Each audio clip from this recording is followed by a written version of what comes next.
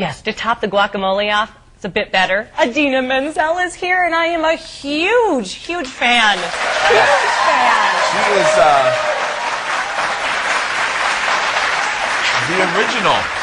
the original Wicked Witch of the West. Elphaba, and Wicked. I'm a huge Broadway musical fan, and you know, she really, I remember watching her on Letterman. I never got to see her perform, so this is a huge treat for me to have her here in the studio, and she's going to sing. I think I might act a little nerdy. Yeah, she's got, well, maybe not all that unusual, I don't think.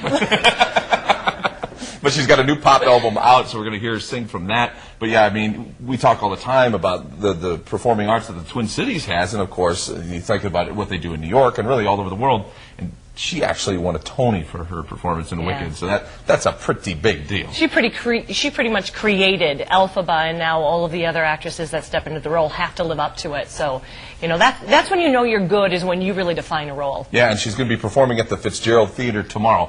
All right.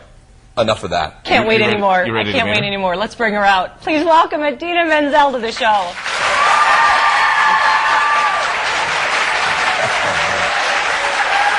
Thank you very much for coming. So nice to have you. So nice to have you. The only thing I have to say negative is you're almost too pretty to. I mean, you're even prettier in person. I just slept all night on a bus. I feel. Oh, that's got to be hard. Your new pop album, and you're hitting. Already hit 20 different cities. I think about that. Yeah, we're gonna head towards that. Wow. We spent the night on the bus. We came from.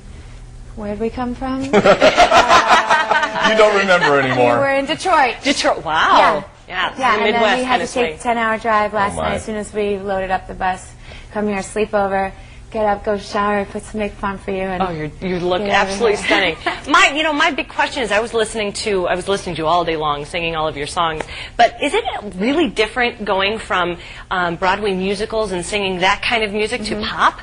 A little bit, but for the most part, it's, you know, I'm just a performer, you know, and I like to get on stage and perform for a live audience, and the same adrenaline happens, and I always try to be as, you know, authentic on stage as I possibly can, whether I'm in green makeup or I'm singing my own music. So there's a little bit of a vulnerability thing, singing your own lyrics. But that's pretty much the only difference. But you said it was a little, it's a little scarier because you don't really have a role to hide behind. No. Or the green makeup. Yeah. No green makeup, and you know, yeah, people can sort of really see into who you are because my songs are very personal. Yeah, on your pop album, I Stand, you actually wrote many of the songs. Yeah, I wrote with Glenn Ballard, who's a great producer I always wanted to work with. And I spent about a year and a half writing all the songs, and I'm very excited about it. Now the best part of it is to be out on the road, meeting all the fans in person and performing the music live. Now, she was in Rent, too. She was one of the original cast members in Rent, and it is hard to believe. You look way too young to be an original cast member. I know. Well, thank you. Of anything, to be quite frank. That snap was very good for my... But talk about a great show, though, Rent. Did you and the cast have any idea how big that show would become? No. Oh, that's us singing. Yes. I can never concentrate when I hear my own voice. I start to hear all the right there. Okay.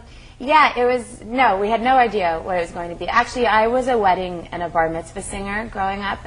In Long Island. By the time I was about 15 years old, Long Island, New York, yeah.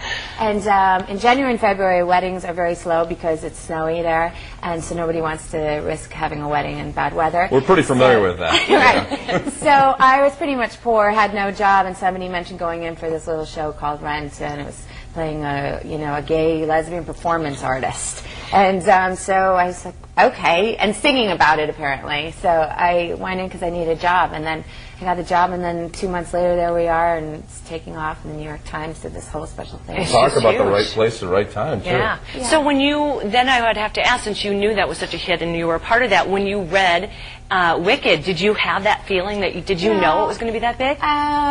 No, I just felt a personal connection to the role and what it was talking about, the show. You never know. These things take years. Musicals, from the moment they're sort of, created with the composer, it's about 5-6 years till the time it comes out, and you never know if it's going to keep its funding and, you know, make it all the way to the end. So you just kind of keep your hopes up and you keep working with them, and if you're lucky enough, like me, to be involved early on, it's nice because you have a real rapport with the writers. And I think I was the only one who watched Enchanted, and I was rooting for you. I mean, I love Amy Adams, but I was just like, No, I want her to. I I want her to tried get the not guy. to make her your stereotypical, you know, Yeah. bitchy kind of girlfriend thing. I wanted her to have a heart too. You know, she wanted the romance and all that. And She got her Prince Charming too. she does. That was yeah, good. and I get to be an animated character in a Disney movie. That was very cool. I want to know about being an award winner, because to be a performer at the kind of accomplishments, fans you have, audiences that you have, what does something like a Tony Award then do for your career in addition to everything else you've experienced? Not that Oh, really? I mean, yeah. I don't know. I mean, it does something for me. It's something I feel like, you know, when I have kids one day, I can show my kids and they'll be proud of their mom that she did something cool. So you don't I carry it know. around everywhere